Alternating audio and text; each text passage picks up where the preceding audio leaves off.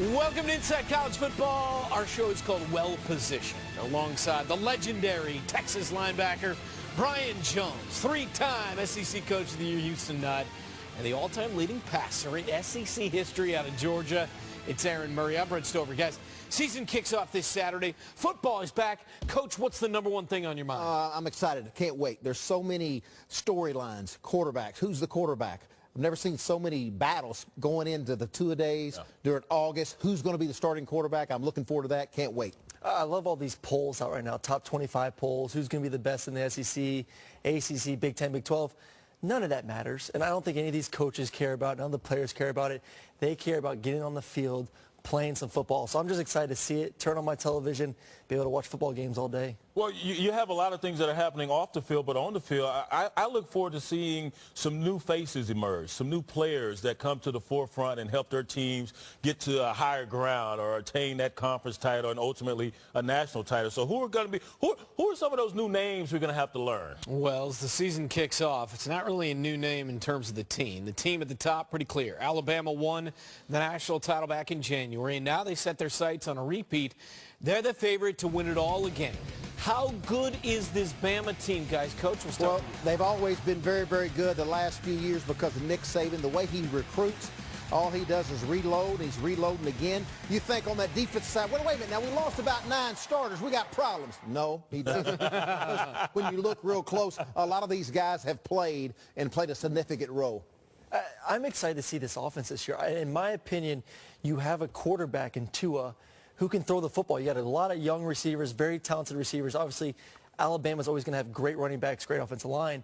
Now you have a guy who can spread it down the field. So is this going to be an Alabama football team we're used to seeing scoring 25, 30 points? Now a team that's just going to score 40 to 50 points because they're so loaded, quarterback, receiver, running back, and going to be a little bit more open. Well, for the second time, Alabama is the reigning national title holder, and they didn't win the conference. They didn't win their division, but yet they win the ultimate prize. And you're right. We're used to seeing them reload, plug and play with all these guys. And we've seen that turnover as far as the roster, but have we seen as much turnover in the coaching staff as we have witnessed this offseason? So that's something that's a little different. Yeah, the players are going to be there. Let's see how these new coaches, how they fit in and start applying their philosophy. Yeah, how the pieces fit together. We're going to find out. Nick Saban's bunch might be sitting at number 1 to start the year. However, we've seen that college football is anything but predictable, and this season should be no different, with a slew of talented teams standing in the way of a Bama repeat.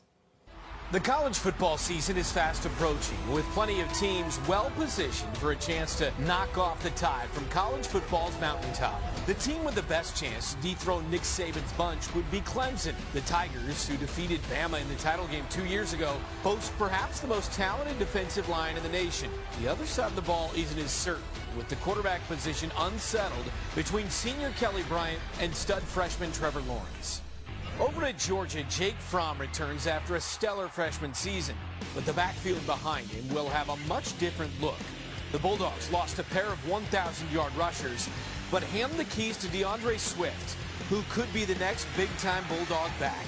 Kirby Smart's defense saw a vast improvement a year ago, but the unit returns just 5 starters. Oklahoma looks to once again make the playoff, but has to replace Heisman winner Baker Mayfield. That distinction will likely go to Kyler Murray, who played sparingly last year as a backup. He'll have weapons around him as Lincoln Riley's squad returns 1,000-yard rusher Rodney Anderson and 1,000-yard receiver Marquise Brown. Ohio State has seen questions arise off the field, but has encountered few on it. The defense is led by pass rusher Nick Bosa, who led the Buckeyes in sacks a year ago, while running back and Heisman candidate J.K. Dobbins looks to build off his breakout freshman campaign. One of the biggest question marks for OSU is under center as heralded prospect Dwayne Haskins takes over the offense. Wisconsin narrowly missed out on the CFP a year ago, but the Badgers look to be in prime position to make another run this year, returning his sophomore running back Jonathan Taylor, who totaled nearly 2,000 yards on the ground a year ago.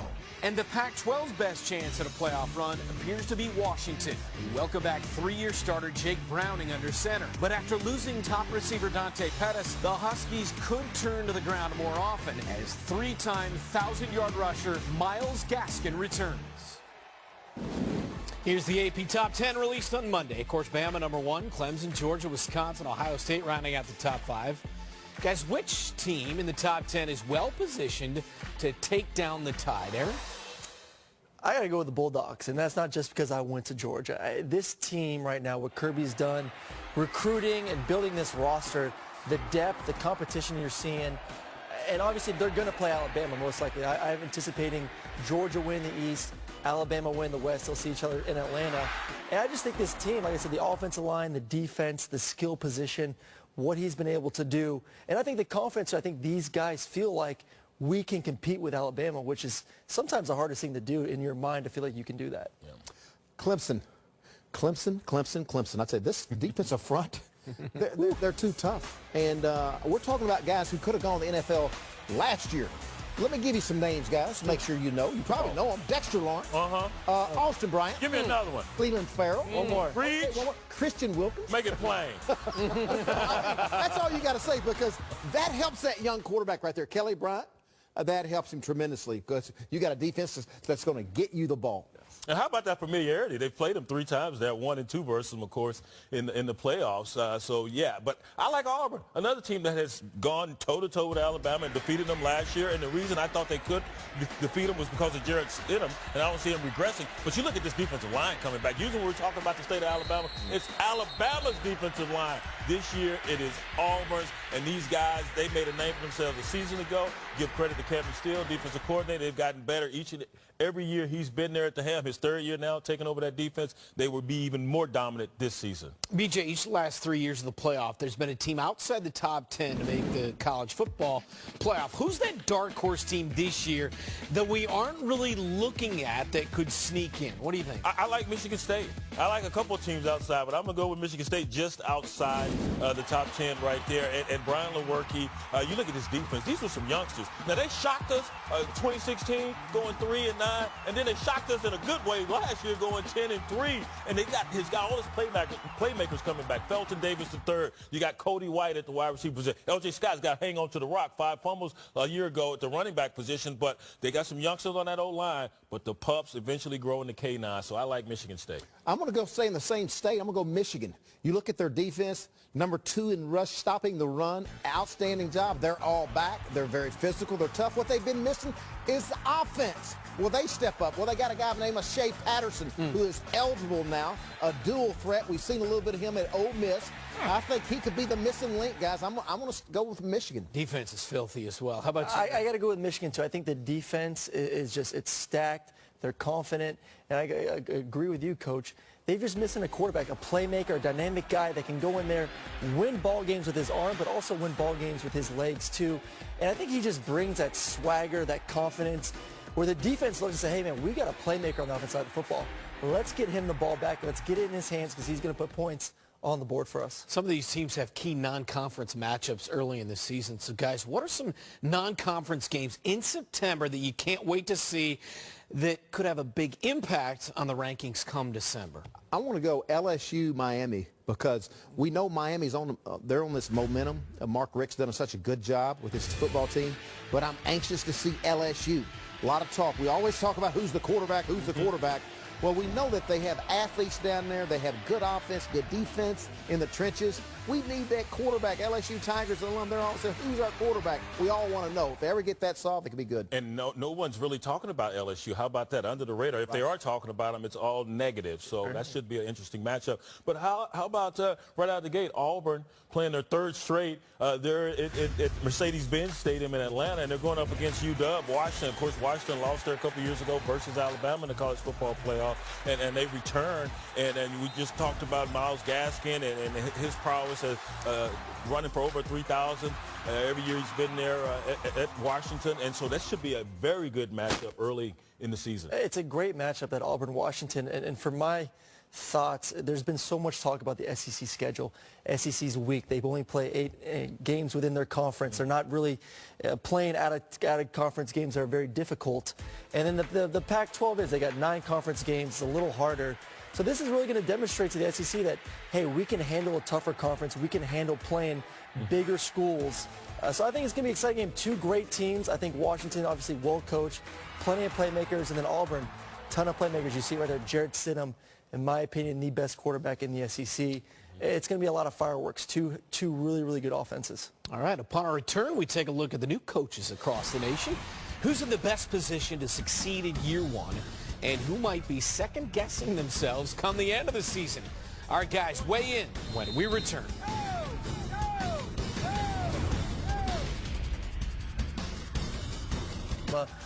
To be the #1 team in the nation, being consistently in the top 5 and top 10, and I'm not saying Mississippi State's not great, but they don't have the talent to consistently compete in the West. But with his great leadership and his great coaching, he brought that. Now he goes to Florida where there's a ton of talent.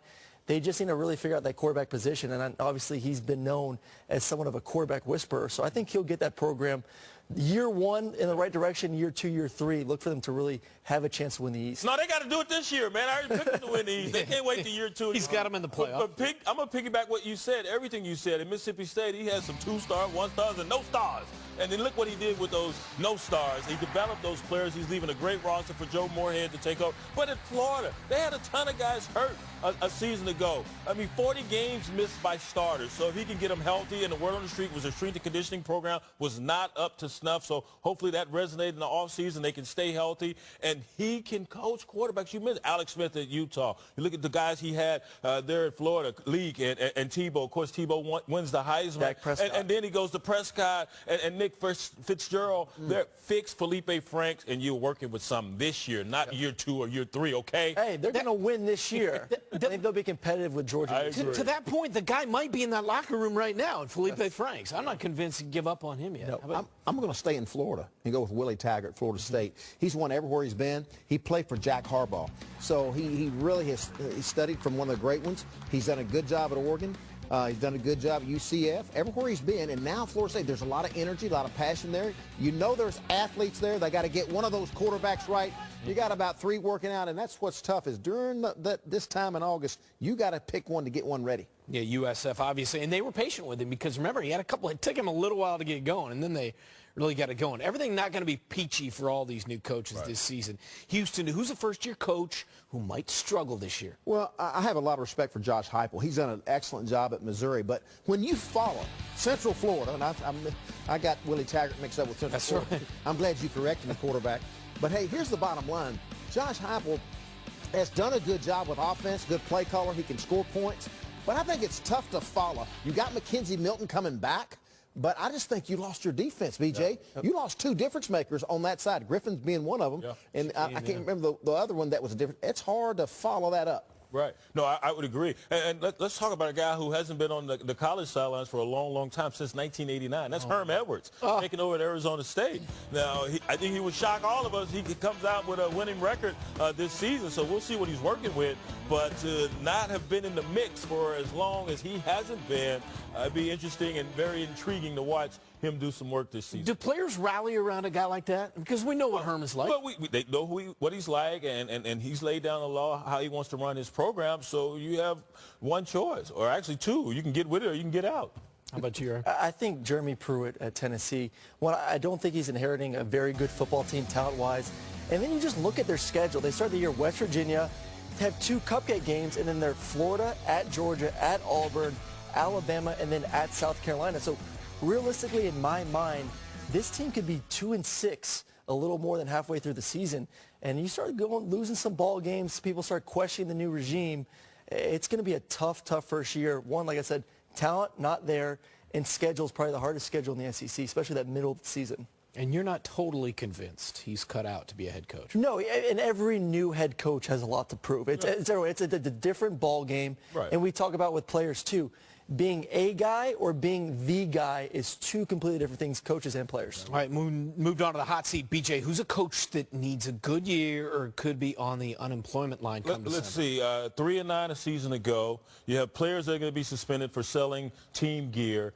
And you come out and you give a press conference at ACC Media Days lambasting the safety measurements are being put in place to make our game that we love a lot safer than it is. Now, I'm a throwback. I like, the old way we used to play, but I'm also mindful that we need to change and we need to evolve. So Larry Fedora, I think he didn't do himself any favors coming out and giving that rant about the safety issues that are being implemented in today's game on the heels of a 3-9 season and the fact that he's got players who are being being suspended heading into the season. Aaron, how about you? I got to go with Coach O at LSU. I mean, it's just the expectations at LSU are just extremely high, as they should be. And I just don't see this team having a successful year. Obviously, defense is strong. It's always going to be strong at that school. But how can you not get a quarterback? I mean, you've got infinite talent, receivers, running backs, but they've just been struggling at that position for so long. And obviously then you throw in the fact that they have to play the SEC West schedule. I see this team being a 500 team this season, and I don't think that cuts it at LSU. I picked Michigan to be one of the teams that could possibly get in the playoffs, but I also got them right here on this hot seat a little bit now, because you lose to Michigan State, you lose to Ohio State, you lose to Wisconsin, you lose to Penn State, you lose your bowl game to South Carolina. It's time to now start winning, and he knows it. You're at Michigan. The people are expecting, they're waiting. Yeah, 8-5 last year is obviously not going to be acceptable there. When we come back, we're talking quarterback battles that could have major playoff implications come December. Will Alabama turn to their championship closer? And will Clemson actually hand the keys to a true freshman? Those answers and more. Loa, who relieved Hurts and helped win the title. Tua seems like the choice with everything going on. How do you handicap the race right now, BJ? Well, it's interesting that, we used to say that if you had two quarterbacks, you had none. And now you have this luxury of having two who have won a ton of games for you, or at least one that's won a ton, and one that enabled you to win another national title. So I look at Tua Tagovailoa being the leader in the clubhouse right now, considering what he was able to do in the national title game. I think it's pretty much a consensus. He's the better passer of the two, and we'll see how Jalen Hurts has progressed this offseason. I think that's key right there, BJ, because we know this. It wasn't too long ago. He's the SEC Offensive Player of the Year in 2016. Won a lot of football games. And then there towards the end, things weren't going real good. Coach Saban has to make a big-time move. Tua, you're in. And then all of a sudden now we're hearing Tua, he's on Heisman list. Everybody's talking his name. He's the guy. Probably a better thrower, but I'm anxious to see Jalen going to compete, going to get better throwing the ball, and the most consistent quarterback that will keep his team on the field and in the end zone will win the job. Listen, I don't think this is a competition. You look at these guys, I think it's been won on the practice field, and not even in the games. You heard all the whispers last year in practice throughout the season. Guys were just frustrated with Jalen. I mean, he couldn't throw a football. And obviously, if you're in practice and you're a running quarterback, you really can't demonstrate too much. And Tua is out there throwing beautiful passes in 7-on-7, 11-on-11, really getting that team excited about what the future could hold for that offense. In my mind, he's the guy going forward. I think he brings such a unique dynamic to this Alabama offense that we haven't seen in a while. Yeah. Well, meanwhile, Bama's chief competitor could be Clemson, and the Tigers have a similar conundrum under center. Kelly Bryant started last year for the Tigers and played well, leading the team to the playoff. His coach, Dabo Swinney, knows his senior QB can handle the starting job once again. He's a senior. He's been there. He's won an ACC championship. He knows what it takes. He's a grinder. He's a great leader. He's worked really, really hard to be the starting quarterback at Clemson. And so that's certainly an advantage when you have that type of experience to draw on. All right, so Kelly Bryant's pretty darn good. 66%, almost 3,000 yards, 7 yards per attempt. But again, it's kind of this shiny new car type syndrome here. The Clemson now has their own situation at quarterback. Listen, I think this kid, obviously, he's a better thrower than Jalen is. I think this guy can win you ball games with his arm. I think he can win ball games with his legs. And he's that type of quarterback that you want in that system. So I think you can't just bench him after one season. What he did last year, 65% of his passes completed. They went 12-2. I thought he played excellent all year long. So it's kind of hard not to want that shiny new object, but you do have a winner, and you have a guy who's capable of winning you a lot of ball games. So, talking about the freshman, Trevor Lawrence, obviously here. Yeah, Coach. But Kelly Bryant, to me, you heard Dabo. He's a senior. He's been there. He's 12-2 now. He followed a pretty good quarterback, too. Yeah. And so, to me, you have a great defense. And so you take care of the ball. I think with his experience, he'll still be there, and let that young guy, he'll learn. Yeah, you definitely slow play this situation, but to that end, if you can find you an accurate passer, someone who can stand in the pocket tall and utilize all the weapons they have at their at their beck and call at the wide receiver position, at the running back position, if you got a guy who can do that, that's more of a threat to me than someone who is a one-trick pony, somebody who just wants to take off and run with the ball. We saw that in the national title game with Jalen Hurts. If we can stuff the line and make sure we keep him in the pocket, he's not going to hurt us throwing the ball. And that's how people approach Kelly Bryant. I don't know if they approach him the same. I think he's a better passer. I think he's demonstrated he can be accurate. Where I look at Jalen, I just don't see Jalen being able to throw the ball past 10 yards. All I know is the way the ball comes out, you just said it. Trevor, throwing the ball. He's got a nice release. He's snapping it out of there. There are a bunch of quarterback jobs up for grabs across the nation. What are other key battles that you're looking forward to, Aaron? You got to look at Texas A&M. I think there's that new mentality now that they want to play better defense, but you look at the other side of the ball, they got two great quarterbacks battling out right now, Kellen Mond and Nick Starkel, both guys who have experience. But really right now it's going in there, who's going to be the guy that's going to be the leader? Who's won the guys this summer in camp, in the film room, in 7-on-7, organizing team activities? Because it's a tight race right now going through fall. USC, they have 3 quarterbacks. There's a lot of quarterbacks, a lot of teams right now that have 2 or 3 quarterbacks, and you got to get them reps. And it's hard to get 3 reps. So you look at Matt Fink. He's a redshirt sophomore, played last year 3 games. Jack Sears, another redshirt last year. And then JT Daniels, you've been hearing a lot. That's number 18 right there. Good throwing motion, good strong arm, a big 5-star. I'm going to be anxious. Can this guy, coming from high school on Friday night last year, step in this arena? Are the lights too bright? We'll find out. Well, let's go to my Longhorns. And Shane Buechele started as a freshman and played well but couldn't stay healthy. A year ago, it was Sam Ehlinger.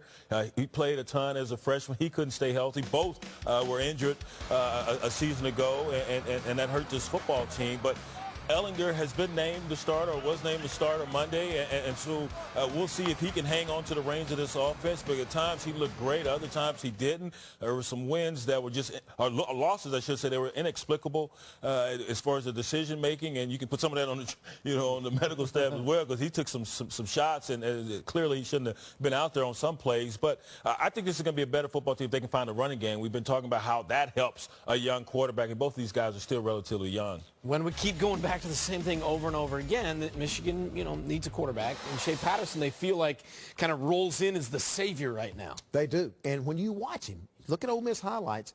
First time I saw this guy play, very, very athletic, very nimble, very accurate, throws a beautiful deep ball, releases the ball, knows how to get out of the wrong play, knows where the hots are. It really did a good job with the quick game, the deep ball, and again, extend the play when something breaks down. And with Michigan's defense, I just think he could be the missing link. He definitely is the missing link. You had a great defense, a lot of returners back on that side of the football, and I think he brings an excitement to Michigan football on the offensive side. On the offensive side, I think you think Michigan, that conference, you think great defense, great running games.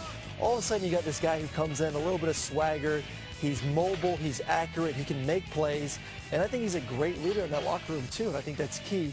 His ability to get in there and be a great leader from day one, demonstrate to his teammates that he's going to outwork everyone. Well, the key is he's going to come in and he's going to have to be accurate right off the get-go because teams will stack the box and they're going to stop Michigan from running the ball, and they're going to force Shea Patterson to show off his arm and show off his accuracy. So that's going to be the key. But clearly, this is probably the best, potentially the best quarterback that Jim Harbaugh has had since he took over that job. Now, it's too early to say that he's an Andrew Luck, because that's the best Harbaugh had at the collegiate level, but I think this is an upgrade. He's kind of a swashbuckler, too. I liked it when he wore number 20. I want to see him in number 20 again, kind of separating himself from every other quarterback. All right, who are some other transfers, BJ, who could have a big impact this year for their new teams? Well, we've always just scratched our heads about LSU and why the heck they can't find a quarterback. They can find any top-notch player at every other position except for the QB position. Now they get a grad transfer, Joe Burrow, from Ohio State. Here's a guy who hit 74% of his passes, limited playing time, of course, but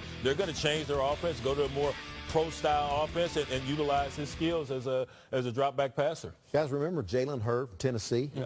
Many a days, BJ, I saw you on the other side talking about this guy, how physical he was as a runner.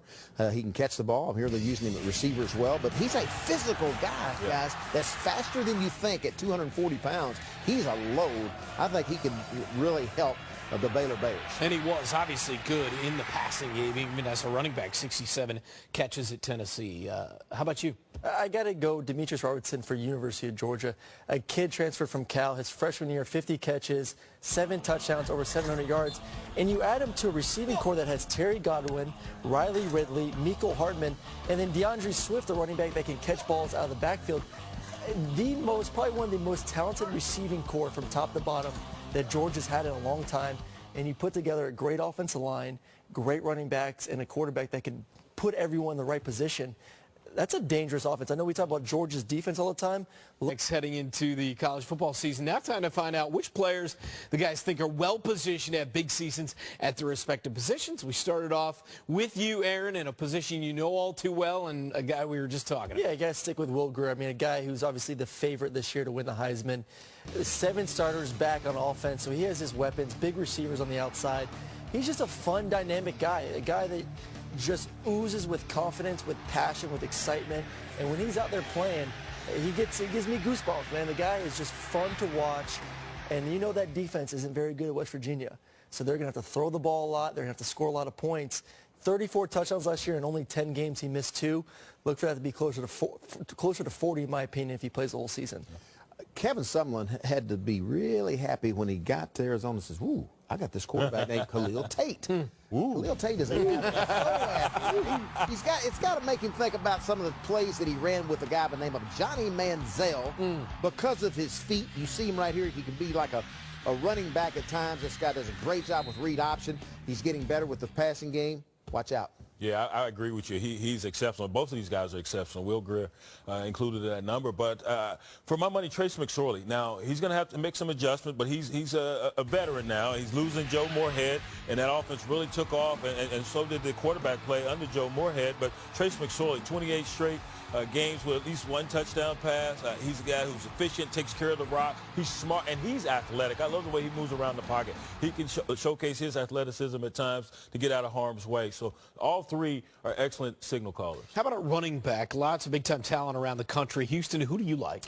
Well, I like Damian Harris. If you go to the media day, BJ and Adam, they were down there. If you just listen to this guy talk, oozes with just leadership and the attitude that he has, the work ethic. He's tough. He's physical. He is a powerful guy. You better wrap him up with both hands because he's going to break a tackle. Yeah, there's no arm tackling him. You know, there's a ton of them around the nation. You know, Miles Gaskins comes to mind, and of course Rodney Anderson. I love what he brings to the table there at Oklahoma. I hate to say that as a Longhorn, but hey, you got to tell the truth. Shame the devil, right? But Bryce Love is the man. He played, you know, the latter part of last year with 1 leg, and he had that bad wheel, and still no one could stop him. This guy got that scoop, and he gone. It's just amazing. And he runs with power. You look at him, he's not that stout, but he's a strong runner. He's a heady runner, and Coach, he says it all the time. He runs with his eyes. He has great vision as a running back. You want to talk about big backs? These guys are just gigantic. They're 210, 220, a big back. Jonathan Taylor of Wisconsin. I mean, not only is a big physical runner, but look at his offensive line. I mean, these guys are bulldozer at the front 5, probably one of the best offensive lines in the country. So you got that, and then you got a back who's 220, great vision, ability to run over guys, be able to run past guys. Just under 2,000 yards last year as a freshman. So hopefully Alex Hornibrook at quarterback can get a little bit better, a little bit more accurate, take some pressure off the run game so guys aren't stacking the box. But that kid, with that offensive line, it's just hard to bring him down. Who's well-positioned at wide receiver as we split out that way? Well, you heard Aaron talking about Georgia and how they've upgraded at that position, but I think hands down, everyone pretty much says Ole Miss, has the best core wide receivers, and it starts with A.J. Brown. This guy had 7 games where he had at least 100-plus receiving yards. He sets a record for receiving yards there in a season. And so he's a big physical guy. You see, he got ankles there. Hey, somebody helped that defender with his ankles. He got shook, and that was on TV. Oh, man. But A.J. is stellar. This guy's a superb athlete, knows how to go up and fight for the football, and he's got those moves we just saw. Aaron? I got to go with Deebo Samuel out of South Carolina. A guy last year was probably the most dynamic player in the SEC to start the season. You see it here, has the ability not only as a receiver, but catching the ball, wildcat quarterback, reverses, you just got to get the ball in this guy's hands. I mean, South Carolina had a great season last year. If they had him, I mean, look at that. Not many guys can do that. Right. He's just a guy, put him anywhere on the football field, he's going to make your team better. So if he can stay healthy with their quarterback and some of the other skill guys they have on that team, he's going to be dangerous. Keep him healthy. Keep him healthy. Oh, yeah. I would agree. Debo. All right, let's go back to West Virginia. You got Sills. David Big Sills. Sills. I tell you, we've been talking about Greer. Well, he's got a weapon right here. And this guy, you see the adjustment. He makes adjustments with his great body and great hands. Good concentration, last 6 inches. But I tell you what, he's sneaky fast because he creates separation. He may not run 4.4 and all that, but he creates separation. Washington, everyone has Washington as that team in the Pac-12 that leads the way in terms of their playoff hopes. But no Dante Pettis and all these guys. Chico McClatchy, Yep. one of the best names Yep. in the country, is